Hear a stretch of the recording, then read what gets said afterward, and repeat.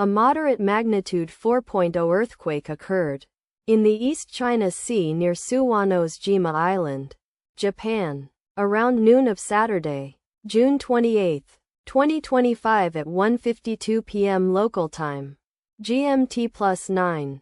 The quake had a very shallow depth of 7 kilometers, 4.3 miles, and was not felt, or at least not reported so.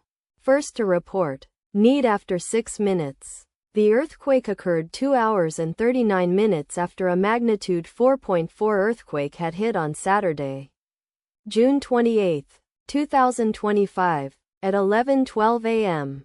GMT+9 local time, in 6.8 kilometers, 4.2 miles, distance to the east. Data source from Volcano Discovery.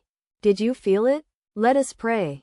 May the earthquake that occurred not affect our brothers and sisters there. May the earthquake not happen again. And may God protect everyone. Amen.